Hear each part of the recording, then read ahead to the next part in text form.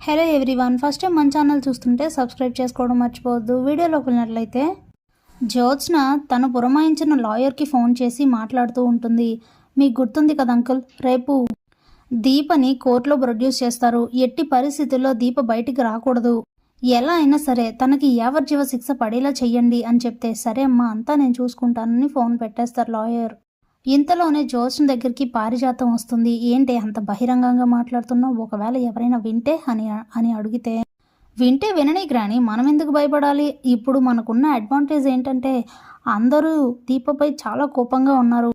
నా తండ్రికి ఇలా జరిగిందన్న బాధలో నేను ఇలా మాట్లాడుతున్నాను అనుకుంటారు, కానీ వేరేలా అయితే ఎవరు అనుకోరు. నువ్వైతే కంగారు పడక్కర్లేదు అని చెప్తే, ఇంతకీ మనం అనుకున్నది జరుగుతుందా, దీపకు శిక్ష పడుతుందా అని అడుగుతుంది పారిజాతం. ఖచ్చితంగా పడుతుంది గ్రాని, ఇక బావతో నా పెళ్ళైపోతుందని నువ్వు ఫిక్స్ అయిపో అని చెప్పేసి అక్కడి నుంచి వెళ్ళిపోతుంది జ్యోత్స్న.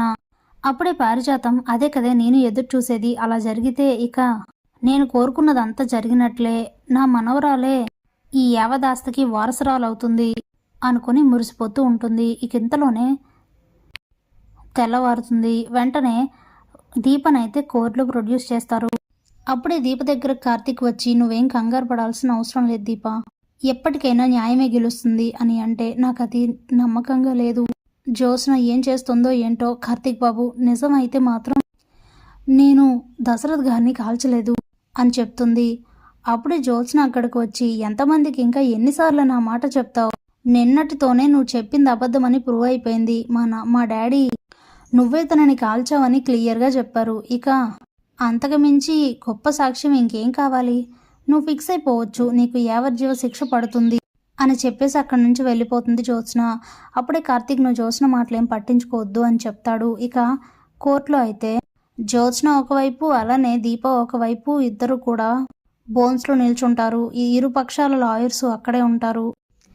మొదటిగా జ్యోత్స్న తరపు లాయర్ భగవాన్ ప్రసాద్ వచ్చి దీపనైతే చాలా ప్రశ్నలు అడుగుతారు. దీప వాటన్నింటికి నిజాయితీగా సమాధానాలు చెప్తున్నా కూడా ఆయన అయితే, దీప చెప్పేదంతా అబద్ధమే, మా దగ్గర అన్ని సాక్ష్యాలు ఉన్నా ఇంకా తను చెప్పేది నమ్మాలని కోర్టును వాదిస్తోందంటూ అడ్డమైన మాటలైతే, అడ్డమైన ప్రశ్నలు అయితే వేస్తారు. చాలా ఎన్ని ప్రశ్నలు వేసినా దీప తొనకదు బెనకదు, అలానే ఉంటుంది. ఇంకా అన్ని ప్రశ్నలకి తన శైలిలో సమాధానాలు అయితే చెప్తుంది. ఇక వెంటనే దీప తరఫు లాయర్ అంటే కళ్యాణ్ ప్రసాద్ జ్యోత్స్న అయితే కొన్ని ప్రశ్నలు వేస్తారు. ఇక వాటన్నింటికి కూడా అడ్డదారుల్లో సమాధానాలు చెప్తూ ఎలా అయినా తానే కరెక్ట్ అని దీపకు శిక్ష పడేలాగా ప్లాన్ అయితే చేస్తుంది జ్యోత్స్న. ఇక చివరిగా చూశారు కదా జడ్జి గారు, అనవసరంగా నా క్లయింట్ వాళ్ళ ఫాదర్ని షూట్ చేసి దీప ఇప్పటికి కూడా నేను ఏ తప్పు చేయలేదని మాట్లాడుతుంది. సో కోర్టు వారు ఈ సమస్యను గుర్తించి దీపకు శిక్ష వేయాల్సిందిగా కోరుతున్నానని అంటారు భగవాన్. ఆ మాట అనేసరికి కార్తీక్ అయితే షాక్ అయ్యి అలా చూస్తూ ఉంటాడు. ఇక ఇంతలోనే కళ్యాణ్ ప్రసాద్ గలగ చేసుకొని, మా దగ్గర ఎలాంటి సాక్ష్యాలు లేవని మీరు అనుకోవాల్సిన అవసరం లేదు, ఇప్పటికైనా జ్యోత్స్న గారు తనంతట తనే నిజం చెప్తారని చూశాను, కానీ చెప్పలేదు కాబట్టి ఇప్పుడు నా శైలిలో నా దగ్గర ఉన్న సాక్ష్యాలు చూపిస్తానని చెప్పి తను ఒక వీడియో అయితే కోర్టులో ప్రొడ్యూస్ చేస్తారు. వెంటనే ఆ వీడియోని ప్లే చేస్తారు ల్యాప్టాప్లో. అప్పుడే ఆ వీడియోలో చూస్తే దీప లోపల గన్ పట్టుకొని దశరథ్ గారిని కాలుస్తూ ఉండడం కనిపిస్తుంది కదా, కానీ దశరథ్ని కాల్చింది దీప కాదు. ఇంటి బయట ఉన్న అదే అక్కడ దాని దగ్గరలో ఉన్న కిటికీ నుండి గౌతమ్ దీప వైపు నుండే దశరథ్ని కాల్చినట్టుగా కనిపిస్తుంది ఆ వీడియోలో. ఇదంతా బయట ఉన్న సీసీ క్యామ్ ఫుటేజ్లో రికార్డ్ అవ్వడంతో ఆ ఫుటేజ్ని వాళ్ళకు కూడా తెలియకుండా చాలా జాగ్రత్తగా ప్లాన్ చేసి తీసుకుంటాడు కళ్యాణ్ ప్రసాద్.